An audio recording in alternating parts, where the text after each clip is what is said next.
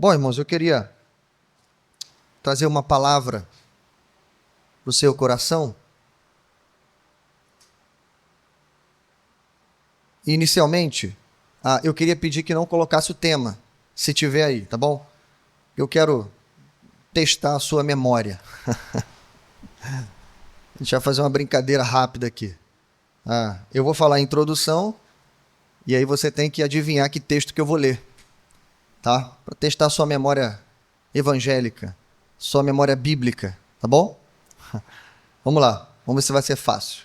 Recentemente, irmãos, eu estava assistindo um documentário, esses muitos que tem sobre vida animal, né? E nesse documentário, o foco eram as formigas, ao que o especialista chamou de o reino das formigas. Primeira vez que eu ouvi essa expressão foi ali. Claro que é um apelido, não é algo científico, mas a ideia é uma metáfora, né? Porque, de fato, parece que o formigueiro, as formigas, né? Aquelas colônias ali, eles têm todo um sistema complexo. Tem hierarquia, tem posições diferentes, substituição, inclusive, tem sentinelas, tem rainha. Então, nada mais justo do que chamar do reino das formigas. Só que, assistindo e curioso, né? Eu anotei aqui pelo menos 3 curiosidades que eu nunca tinha ouvido falar. E talvez, né, você também não. Mas são coisas, assim, de fato impressionantes. A primeira é que eu descobri que as formigas fazem agricultura, o que é algo espantoso. Tem um tipo de formiga, as formigas cortadeiras. Elas cortam algumas folhas não para comer, mas para dar de comida para os fungos que elas criam dentro do formigueiro. E esses fungos servem para alimentar suas larvas, etc, etc. Incrível. Segundo, elas fazem guerra. Tem uma formiga do gênero Polyergus que invadem o formigueiro vizinho, sequestram as pulpas, que são as larvas, e criam elas no seu formigueiro e transformam elas em soldados. Parece Alexandre o Grande, né? Parece cenário de guerra medieval. É exatamente assim que funciona. E terceiro, elas fazem colônias imortais. Veja, irmãos, que incrível.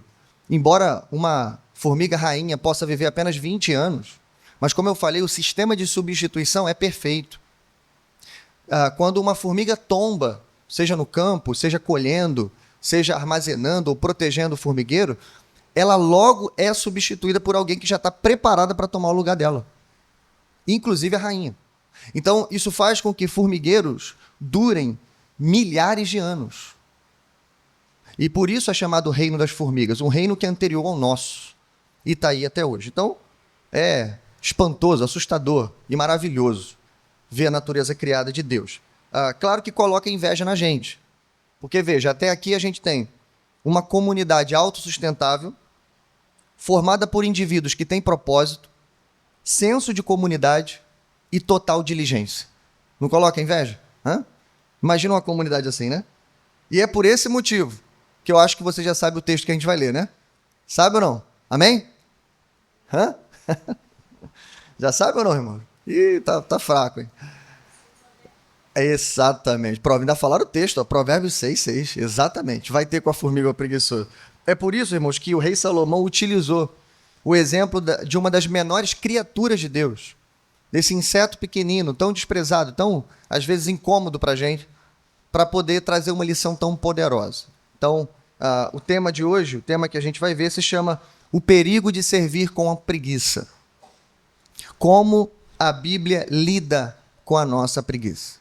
O perigo de servir com preguiça e como a Bíblia lida com a nossa preguiça. Para isso, a gente vai recorrer a 2 textos de Provérbios, de Salomão, tá? Bem rapidinho, traçando aqui mais ou menos o perfil do preguiçoso, ao mesmo tempo em que a gente descobre o perigo de servir com preguiça e como a Bíblia lida com isso, tá? Até o final. Eu creio, irmãos, que você vai descobrir nessa manhã que falar de preguiça, né, é algo extremamente importante para a gente, mas também é algo muito sério. Primeiro porque a gente não tem dado à preguiça o lugar que ela merece, o nome que ela merece, o poder que ela merece e, inclusive, a destruição que ela produz. Então a gente vai aprender, acima de tudo, que a preguiça é um pecado. Mas não um pecado leve, que você confessa num grupo de amigos para parecer um pouco melhor do que eles. Não. Um pecado silencioso e devastador. E que no ministério pode colocar tudo a perder. Tá bom? Então me acompanhe, vamos sim à leitura do texto, que está em Provérbios capítulo 6, versos 6 ao 11, inicialmente. Aqui a gente vai falar, enquanto você procura, sobre o seguinte tema. A preguiça ignora a responsabilidade, porém será responsabilizada. Tá? Diz assim: vá à formiga, ó preguiçoso. Observe os caminhos dela e seja sábio. Ela não tem chefe, nem supervisor, nem governante. E ainda assim armazena as suas provisões no verão, e na época da colheita ajunta o seu alimento. Até quando você vai ficar deitado, ó preguiçoso? Quando se levantará do seu sono? Vou dormir um pouco, você diz. Vou cochilar um momento. Vou cruzar os braços para descansar um pouco mais. E a sua pobreza sobrevirá como um assaltante, a sua necessidade como um homem armado. Até aqui. Como eu disse, a preguiça ignora a responsabilidade. Porém, ela também será responsabilizada. Antes da gente entrar nesse texto, deixa eu só ressaltar aqui, irmãos, muito rápido, a beleza da sabedoria de Salomão. Que coisa extraordinária. É claro que você sabe de onde Salomão obteve sabedoria, como que ele obteve. É sabedoria do alto, é sabedoria do céu, é sabedoria de Deus.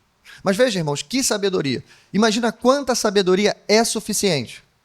Como eu disse, para você não ignorar as lições, às vezes mais preciosas, mas que provém das menores criaturas de Deus, dos menores lugares, das menores paisagens. Salomão não passou por cima do formigueiro. Ele não chutou o formigueiro. Ele olhou para ali e disse, tem uma lição de Deus aqui. Quanta sabedoria, repito, é necessária para fazer isso. É digno de nota isso, irmãos. Maravilha. Bom, e ele começa assim. O nosso texto não é bonito. Embora a gente faça, piadas sobre isso, tudo bem, mas veja, não é bonito. Ele começa com uma exortação. É literalmente assim, ó, vai procurar um formigueiro para ver se você aprende. Observa a criatura talvez mais desprezível pelo seu tamanho, pelo seu incômodo que causa, e observe como que você tem que aprender com ela.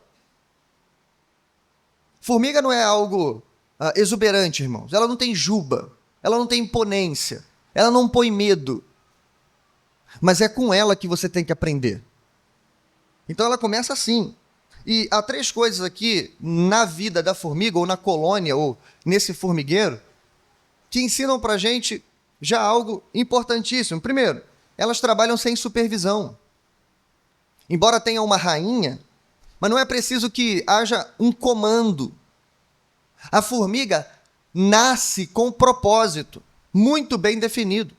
É claro que o feromônio dá conta de passar todas as informações que ela precisa saber, mas ela não precisa de ninguém acordando ela, posicionando ela, cobrando ela. Ela não chega atrasada. Ela não tem preguiça.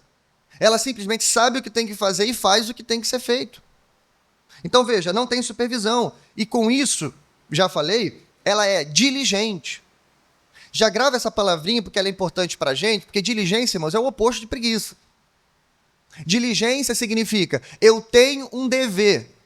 E apesar de qualquer coisa, eu vou cumpri-lo. Isso significa diligência. Independente do meu humor, independente do meu sentimento, independente do meu fracasso, tenho um dever, vou cumpri-lo. É isso. Diligência. Terceiro, ela trabalha com visão de futuro. Veja, irmãos, tudo depende de como o formigueiro vai estar armazenado para o inverno.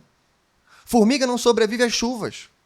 Um simples vento pode acabar com elas, pode espalhá-las, pode matá-las. Não dá para cortar e armazenar as coisas. Tem que tudo ser feito nas outras estações. Então ela trabalha o tempo todo na correria contra o tempo. Por quê? Porque ela não está pensando no aqui e agora, ela está pensando no futuro. Veja, irmãos, a gente já teria matéria aqui para ficar a manhã toda pensando e discutindo isso. Mas vamos lá. Eu disse que a gente ia traçar primeiro o perfil do preguiçoso. Porque aqui, irmãos, existe algo difícil. Dificilmente você vai encontrar alguém que vai dizer assim: eu sou esse preguiçoso aí, pastor. A gente vai aprender com Salomão que a preguiça, ou melhor, o preguiçoso, não se vê como preguiçoso. Pela própria ironia que você leu aqui. Ah, eu vou dormir um pouquinho mais. Eu vou só cruzar os braços um pouco mais. Só são 10 minutos, não é isso? O despertador continua, coitado, sofrendo ali. Vou colocar ele no automático. O preguiçoso não reconhece a sua preguiça. Isso é um problema. Então, por isso, a gente traçou um perfil baseado no que a gente está lendo e no que a gente vai ler. Primeiro, o preguiçoso não é confiável. Porque, diferente da formiga, ele precisa de supervisão. Ele precisa de esporas, como um cavalo cansado, que se não apanhar, não anda. Ele precisa de vara, ele precisa de arguilhão. Ele precisa trabalhar sob pressão. Se você der uma missão para um preguiçoso e não der um prazo, ela nunca será feita. Isso não é traço de personalidade, isso é preguiça. Segundo, o preguiçoso é indisciplinado. Coisas como sistema, agenda, planejamento, estrutura, estratégia, não existe no vocabulário do preguiçoso. Por quê? Porque ele acostumou a fazer tudo condicionado ao seu humor, condicionado ao seu sentimento. Ah, não, hoje não dá. Hoje eu estou cansado. Hoje eu não quero fazer nada. Ah, não, hoje não é dia para isso. Nunca é. E continua seguindo a vida dessa maneira. Terceiro, ele é improvisador. Talvez essa seja a pior qualidade, ou o pior defeito, melhor dizendo, de um preguiçoso. Por quê? Aprendeu a reagir e nunca a agir de fato. É alguém que está acostumado a apagar incêndios. A sua vida é uma loucura. Por quê? Vai procrastinando, e aí quando as coisas acontecem e já estão insustentáveis, aí a gente vai fazer alguma coisa. Geralmente, quando vai fazer, já é tarde demais. Bom, mas o texto avança. Para além do formigueiro, Salomão começa a aplicar o texto. E ele continua a bater. Verso 9, só lembrando, ele vira o canhão para o preguiçoso e diz: até quando você vai ficar deitado, preguiçoso? Até quando você vai levantar do sono? Aqui a gente tem o quarto perfil do preguiçoso. Alma cansada. Veja, irmãos, o sono é maravilhoso. O sono é um dos deleites que Deus nos deu. Não sei se você sabe disso. Não só para a recuperação do corpo, mas para o deleite da alma. Salmo 3, Salmo 4 dão conta de dizer isso. Dormi e acordei porque o Senhor me sustentou. Maravilha, irmãos. Salmo 127, aos seus amados ele dá enquanto dormem. Ou outra versão, ou outra tradução que é permitida, diria: olha, ele nos dá o sustento no sono tranquilo. Ou seja, ele me dá paz através do sono. Então, eu já expliquei para vocês uma vez que existem dois tipos de sono. O sono da paz, esse que eu falei, e o sono da negligência. O sono do preguiçoso não é o sono da paz, porque ele já dormiu para descansar. Ele já dormiu para ter mais paz e tranquilidade e deleite. Mas agora o que acontece é preguiça. Continua deitado. Continua andando com a cama nas costas. Continua fazendo do sono uma desculpa para o trabalho. É isso, por isso a pergunta: até quando você vai continuar assim? Deitado, preguiçoso. Terrível. A alma preguiçosa, irmãos, a alma cansada, é aquela que dorme em cima das suas responsabilidades. O ponto é esse. Lembra, eu tenho um dever. Eu preciso cumpri-lo. Você vai dormir e termina o trabalho de manhã? Como é que funciona para você? Você vai dormir tendo um monte de coisas para fazer? Você continua deitado sabendo que há responsabilidades? Quantas pessoas não conseguiram acordar no horário hoje de vir para a igreja? Quantas vezes eu já ouvi na nossa igreja essa frase: pastor, domingo de manhã não funciona para mim. Hein? Você acha que eu nunca ouvi isso aqui? Pastor, domingo de manhã eu não consigo acordar. E eu não estou falando de gente de 60 a mais, não. Da melhor idade, não. Pelo contrário, eles estão sempre aqui. Eu estou falando de jovens. Pastor, eu vou dormir muito tarde no sábado. Não vou nem falar o que está fazendo, porque senão você pode descobrir quem é a pessoa. Mas eu já ouvi muito isso, irmãos. Bom, quinto perfil, o procrastinador profissional. Veja, verso de número 10, a gente ouviu algumas desculpas. São só 10 minutos. Depois eu faço. Deixa para amanhã. Isso, irmãos, é procrastinação. Eu concordo que nem toda procrastinação é preguiça, ok? Eu concordo. Ela pode ser um sinal de alguma coisa aí profunda, um burnout, uma estafa severa, alguma coisa do tipo. Ok. Mas a gente está falando aqui de um procrastinador profissional. O que é isso? É igual um mentiroso profissional. Não sei se você já viu, já conheceu. O que é o mentiroso profissional? Não é o camarada que está contando uma história e sai uma mentira por acidente. É alguém que planejou a mentira, que decorou a mentira. E ele já contou tantas vezes a mesma mentira que ele acredita mais na mentira do que na verdade. É a mesma coisa do procrastinador. É tanta desculpa, é tanto adiamento, que agora isso se tornou parte da sua vida. Então, ele fez da procrastinação uma profissão. Não vai fazer nada que não esteja pegando fogo, ou a água jorrando da pia da cozinha. Aí ele faz. Se não for assim, não faz. Sexto perfil. É um irresponsável inconsequente. Aqui a gente fecha o primeiro texto. Eu disse para você, preguiça não é brincadeira, é coisa séria. Veja como Salomão termina as palavras. Veja, verso 11. A sua pobreza o surpreenderá como um assaltante. A sua necessidade lhe servirá ou virá como um homem armado. Ou seja, quem ignora a responsabilidade, irmãos, também será responsabilizado. Eu adiei, eu dormi mais um pouco, eu apaguei para as minhas responsabilidades. Ok, mas uma hora ela vai bater na porta. E como Salomão está dizendo, ainda no paralelo com a formiga, o inverno, irmãos, vem de repente. A formiga sabe que entre o verão e o inverno só tem uma estação no meio. Passa rápido. Se deixar para depois, o inverno vem. E aí já não dá mais para trabalhar. Bom, é terrível, irmãos, terrível. Bom, a pergunta que eu faço inicial é: quem é você nessa história? Não sei se você percebeu, mas tem 3 tipos de pessoas aqui. Tem as pessoas que são representadas pelas formigas aqui. Eu vou chamar de os que estão dentro do formigueiro. Por quê? Você deve conhecer alguém assim. É possível que você seja assim. Alguém diligente. Que sim, tem defeitos e em algum momento deixa de fazer o que tem que fazer, mas na maior parte do tempo só faz uma pergunta: qual é a próxima coisa? O que eu tenho que fazer hoje? Qual é o meu dever? Eu vou cumpri-lo. Apesar de qualquer coisa. Você conhece alguém assim e provavelmente você seja assim. Essas pessoas, irmãos, são as pessoas que estão dentro do formigueiro. Trabalhando com senso de comunidade. Trabalhando com visão de futuro. Agora, tem outro tipo de pessoa aqui. Os que estão longe do formigueiro. Que são os preguiçosos. Que é aquele que está, enfim, dormindo. Cheio de olheira, carregando a cama nas costas. E quanto mais dorme, mais sono tem. Adiando tudo, deixando tudo para depois. Mas tem também aqueles que estão perto do formigueiro.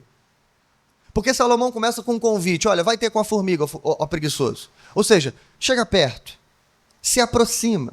Nesse sentido, todos nós aqui hoje somos como esse. Nós estamos perto do formigueiro. Então, irmãos, não esqueça disso.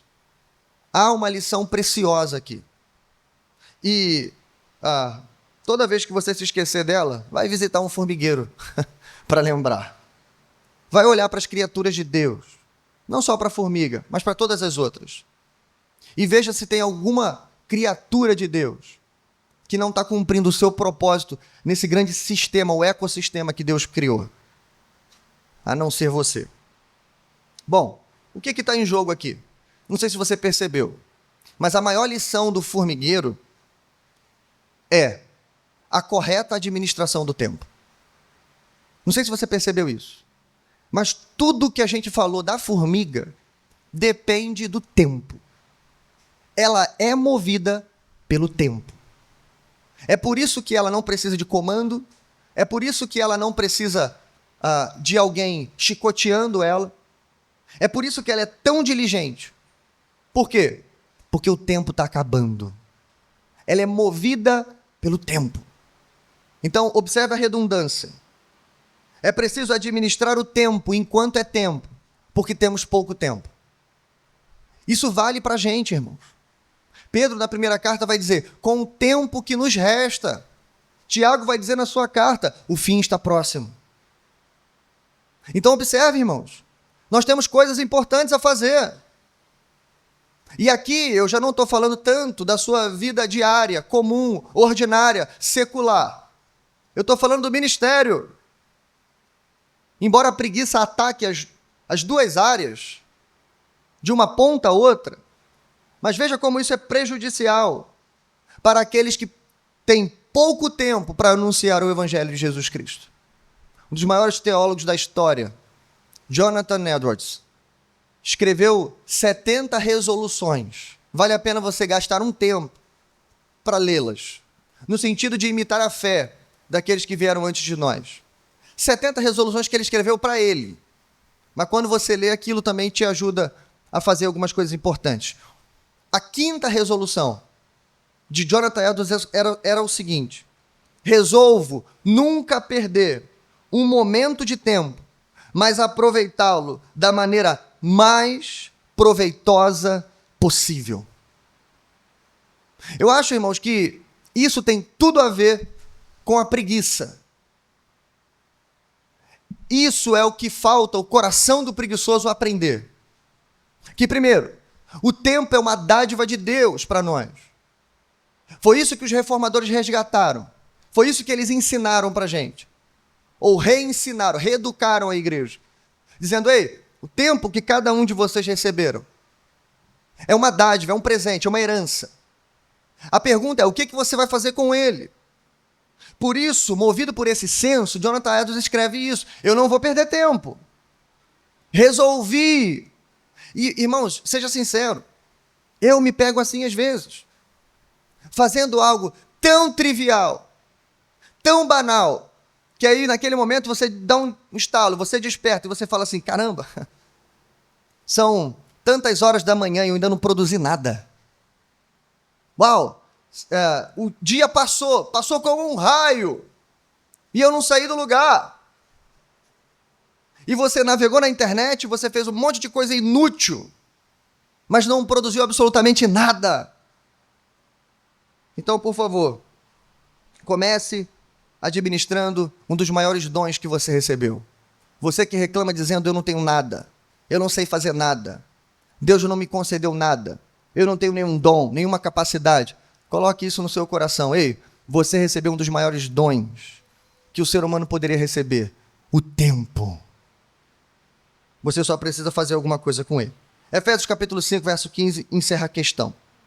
Tenha cuidado com a maneira como vocês vivem, não como insensatos, mas como sábios. Verso 16, aproveitando ao máximo cada oportunidade, ou remindo o tempo, porque os dias são maus. Pronto, não vou falar mais nada sobre isso. Mas seguindo, para a gente ir para o próximo e último texto. Provérbios 24, verso 30 ao 34. Aqui a gente vai aprender que a preguiça produz esterilidade. A gente continua traçando o perfil do preguiçoso, mas vendo até onde a preguiça vai nos levar. Provérbios 24, 30. Diz assim: passei pelo campo do preguiçoso, pela vinha do homem sem juízo. Havia espinheiros por toda parte. O chão estava coberto de ervas daninhas. O muro de pedras estava em ruínas. Observei aquilo e fiquei pensando, olhei e aprendi uma lição. Vou dormir um pouco, você diz. Vou cochilar um momento. Vou cruzar os braços e descansar mais um pouco. Mas a pobreza lhe virá como um assaltante e a sua miséria como um homem armado. Acho que deu para perceber, né? Salomão está basicamente continuando o que ele começou em Provérbios 6. Ele olhou para o formigueiro, extraiu uma lição. Agora ele olha para esse campo abandonado, maltratado, quase arruinado. E ele retira uma outra grande lição para a gente. É a continuação, é a continuidade daquilo que ele estava ensinando. Aqui o preguiçoso, irmãos, é inicialmente comparado ao homem sem juízo. Ou como o livro de Provérbios gosta de chamar, o tolo. O tolo, você sabe, é o oposto do sábio, ok? Mas antes da gente prosseguir, deixe-me dizer o 7º perfil do preguiçoso.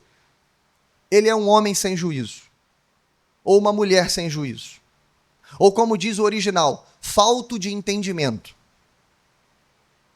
É um tolo, como o livro de Provérbios o concebe. Por que eu estou enfatizando isso?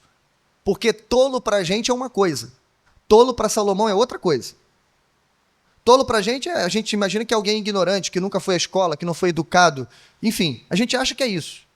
Tolo para Provérbios é alguém que tem conhecimento técnico, viu? Usando as palavras do texto, ele observou um campo e uma vinha. Por exemplo, o tolo aqui, ele seria o melhor viticultor da cidade. Ou seja, ele sabe tudo o que tem que fazer, mas qual é o ponto? Ele só não faz. Isso é o tolo. O tolo não é aquele que não tem conhecimento intelectual, é aquele que não sabe o que fazer com esse conhecimento. É aquele que não tem sabedoria. É aquele que não tem conhecimento prático. Entende? Esse é o tolo. Bom, o tolo aqui, irmãos, é retratado como um parasita. Alguém que colhe sem plantar e que come sem trabalhar. É alguém que só extrai, que só suga. A gente também poderia chamar de sanguessuga aqui. Esse é o tolo, esse é o preguiçoso de Provérbios 24. Um homem sem juízo. Por isso que Paulo, na segunda carta aos Tessalonicenses, exortando os preguiçosos, ou os ociosos, como ele chama ali, né? Ele vai dizer no versículo 10 do capítulo 3, se alguém não quiser trabalhar, não coma. Por quê? Tinha um grupo dentro da igreja que subverteu uma das doutrinas mais importantes da igreja, que é a vinda do nosso Senhor Jesus. E eles diziam assim, porque Jesus voltará, eu não preciso trabalhar. Quase rimou, né? Ué, Jesus está voltando, cara. Vai acabar com tudo. Vai reunir todo mundo, a gente vai para o céu, sei lá. Vai acontecer todas as coisas que tem que acontecer. Então, para que eu vou continuar trabalhando, acordando cedo? E aí, simplesmente, se deitar e esperar o Jesus voltar. Paulo tem que fazer uma séria exortação, inclusive ele diz isso, se não trabalhar, não come. Por quê? A igreja não vai sustentar preguiçoso. A gente vai ajudar, a gente vai fazer tudo que tiver ao nosso alcance, mas ociosos não merecem ser sustentados. É isso que Paulo está dizendo. Bom, o sentimento que dá no coração do preguiçoso aqui, irmãos, é o terrível sentimento de que a fonte nunca irá secar. Perceba que Salomão começa afirmando, eu passei num lugar onde o preguiçoso tinha um campo, e o homem sem juízo tinha uma vinha. A gente não sabe como eles conquistaram isso. Não sabe. Só que, via de regra, escuta isso, o preguiçoso é alguém que está sendo sustentado por alguém. O preguiçoso não é alguém que precisa comer como fruto do seu trabalho. É uma espécie de inquilino dentro de casa. Ele até trabalha, mas tem uma mãe que sustenta. Tem um pai que passa a mão. Tem alguém que dá mesada. Tem alguém que ajuda essa pessoa, essa família. Porque se não tivesse, meu amigo, 12 horas com fome, a preguiça é curada. É curada. Você vai atrás do sustento. Então, qual é o sentimento aqui? Além daquilo que a gente já viu. Um desprezo pelo um dos maiores dons de Deus, que é o uso do tempo. É achar que a fonte nunca vai secar, achar que a vinha vai continuar no automático me dando uva para sempre. E isso não é verdade, irmãos. Por quê? O inverno sempre vem, não é? E infelizmente, irmãos, como diz o próprio texto, é de repente que a pobreza chega e o assaltante entra. É de repente. Bom, mas o oitavo e último perfil do preguiçoso, ainda nesse texto, ele é uma árvore sem frutos. É isso que está escrito no verso de número 31. Ele diz, havia espinheiros por toda parte, o chão estava coberto de ervas daninhas e o muro de pedras estava em ruínas. Isso aqui, irmãos, é uma clara referência ou símbolo para coisas que a gente conhece muito bem. Como, por exemplo, pecado. O que é o pecado senão aquilo que a gente deixa crescer e que no final machuca a gente?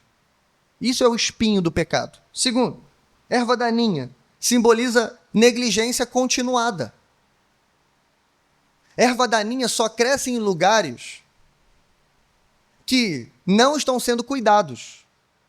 Ou seja, ela não cresce pelo trabalho do dono, ela cresce pela ausência do dono. Você deixa sua plantação, compra um terreno, vai plantar, deixa lá, fica um mês sem ir lá. Quando você chega lá tem mais erva daninha, como a gente fala matagal aqui, né, no popular, do que a sua plantação que você deixou lá. Por quê? A erva daninha não serve como enfeite, não sei se você sabe disso. Ela disputa o local com a sua plantação. No primeiro momento, no segundo momento ela destrói a plantação. Porque tudo que tinha que ir para a sua plantinha vai para a erva daninha. E ela é inútil, ela está ali só para isso. Ela não vai te dar fruto nenhum. Era assim que estava o campo e a vinha que Salomão está observando. Mas por último, muros caídos simboliza falta de proteção. De novo, irmãos, descuidado, ausência, é isso. Então a pergunta é, como é que está o seu campo? Eu já falei do tempo. Mas agora eu quero falar daquilo que Deus confiou nas suas mãos. Como é que está o ministério que o Senhor te deu? A vocação que Ele te confiou? O chamado que Ele gritou nos seus ouvidos? Tem crente que fala, pastor, eu não tenho chamado. Pastor, eu não sei qual é o meu chamado. Irmãos, todo cristão tem um chamado. Todo cristão.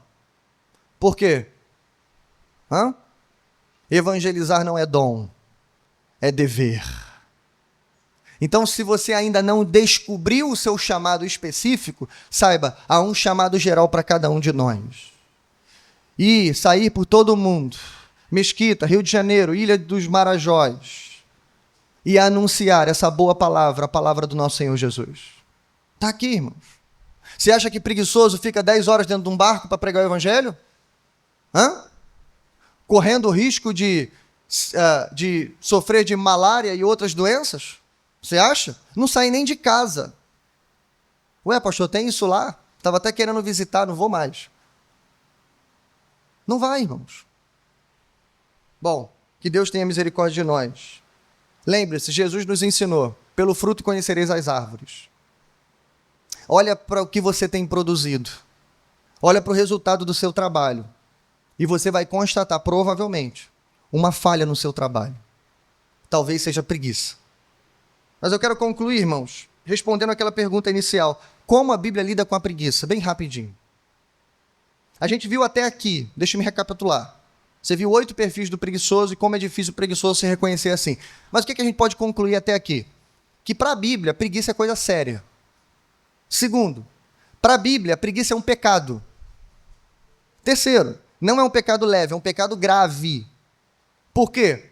Porque ela é silenciosa e traz uma destruição repentina, terrível.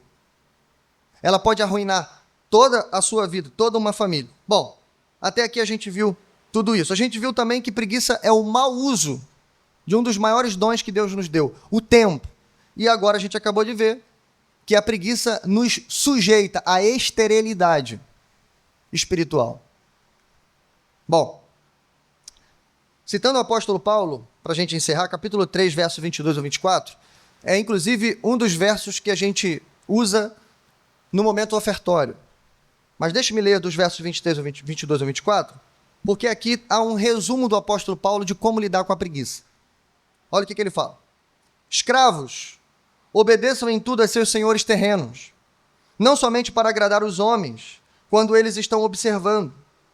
Veja, parece que Paulo leu Provérbios, né? De fato ele leu. Mas parece que ele estava pensando em Provérbios 6. Vou repetir. Não somente para agradar os homens, quando eles estão observando. Lembra da formiga? Ela trabalha sem supervisão. Mas ele continua. Mas com sinceridade de coração, pelo fato de vocês temerem ao Senhor. Tudo o que fizerem, façam de todo o coração, como para o Senhor, e não para os homens, sabendo que receberão do Senhor a recompensa da herança. É a Cristo, o Senhor, que vocês estão servindo. Então, bem rapidinho, olha só. De novo, irmãos, embora a palavra preguiça não é citada aqui, mas veja, esse aqui é o antídoto contra a preguiça. Por quê, irmão? Se a preguiça é um pecado grave, então a preguiça é um sintoma de algo maior que está dentro do seu coração. Que é o quê, irmãos? O pecado.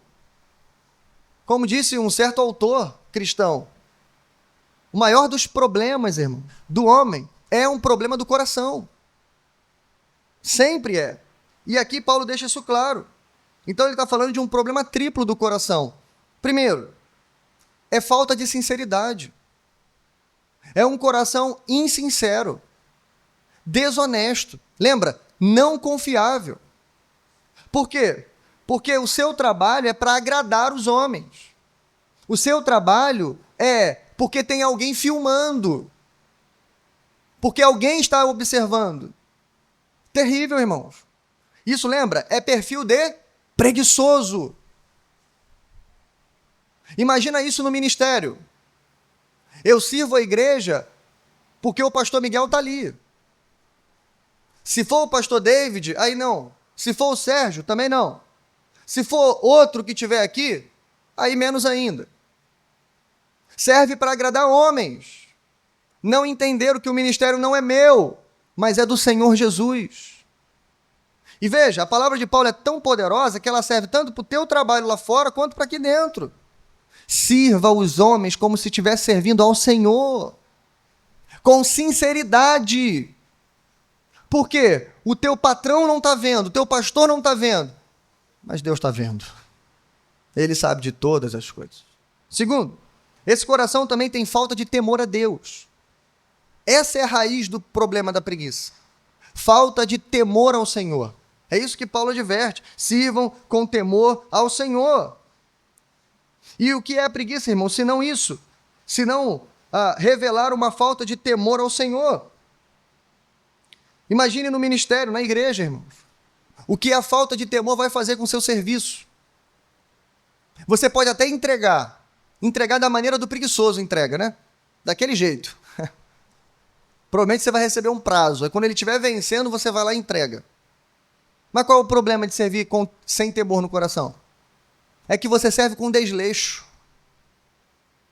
Você serve de qualquer jeito. Porque você acha assim, basta ser feito. Não precisa estar bem feito. Por que não? Se você está servindo o próprio Senhor Jesus. Entende isso? Isso é temor no coração. Segundo, você serve com as mãos sujas, sem lavá-las primeiro, na água da santificação, da purificação, do perdão dos pecados. Você não se importa com isso, qual é o problema? Tem alguma coisa para fazer, eu vou fazer. Não, irmãos, isso não basta. Lembra? Abinadab e Abiú, Rofini e Finéias, Uzá, o próprio rei Salomão. Eu poderia continuar citando aqui. São nomes que estão escritos para te lembrar que não basta se aproximar, tem que tirar as sandálias lá no começo. Bom, mas em terceiro e último lugar, Paulo nos adverte que esse problema do coração é, acima de tudo, uma falta de amor. Como assim, pastor? Falta de amor? Ele fala assim, olha, façam de todo o coração. Não sei se você entendeu o que significa essa frase. Deixa eu me explicar rapidinho. Fazer de todo o coração é fazer as coisas com inteireza de coração, com o coração cheio, completo, direcionado, focado. é o contrário de fazer as coisas com o coração dividido. E o que é fazer uma coisa de todo o coração, senão um coração que está apaixonado? Um coração que ama sem reservas. O coração dividido, irmãos, é um coração que tem dois amores. Lembra? Não dá para servir a Deus e o dinheiro. Não dá para servir dois senhores, não dá para amar dois senhores. É terrível, irmãos. Por quê? Infelizmente, isso é prova de que o coração está dividido. Lembra, você não serve o pastor Miguel, você serve ao Senhor Jesus. Se o teu serviço é desleixado, estéril, no final das contas, significa que está faltando mais amor pelo cabeça da igreja, o Senhor Jesus. E eu encerro, irmãos, perguntando, será que a gente tem motivo suficiente para servir o Senhor Jesus com sinceridade de coração, com diligência, com todo o esforço que a gente compreendeu até aqui? Será que a gente tem motivo suficiente para acordar de manhã dando um salto da cama, com alegria, por estarmos indo à casa do Senhor, rever os nossos irmãos com senso de comunidade, pensando no futuro, sim, mas trabalhando no presente? Deixe-me dar alguns motivos para a sua memória. Ele nos amou primeiro, irmãos. Não é isso? Ele nos escolheu primeiro. Ele nos chamou primeiro. Ele morreu em nosso lugar quando ainda éramos pecadores. Ele reuniu a sua igreja, ele nos deu um chamado, ele nos deu uma missão. E mais ainda, irmão, ele continua derramando a sua graça sobre cada um de nós, dia após dia. Ele não apenas nos deu uma ordem e disse, vá, mas ele está do nosso lado dizendo, ei, eu estou com vocês até a consumação dos séculos. Vão pegar o barco, vão para os ribeirinhos, vão para onde quiser, para o sertão, como a Ana está lá. Vá para qualquer parte do Brasil ou do mundo, mas você não vai sozinho. Eu estarei com vocês até a consumação dos séculos. Ah, irmãos, dá para servir alguém que deu a sua vida por mim. Dá para amar alguém sem reservas, que me amou primeiro e fez tudo por mim que eu não conseguiria fazer. Amém? Que Deus encha o seu coração de amor, de força, de esperança, de diligência, de serviço sincero, de boa administração do tempo e de todas as coisas que falamos até aqui, para que você se torne, como disse o salmista no Salmo de número 1, verso 3, uma árvore plantada junto a ribeiros de água, que produz os seus frutos na estação própria e cujas folhas não caem, mas tudo o que faz prospera. Amém? Curva sua cabeça, vamos orar.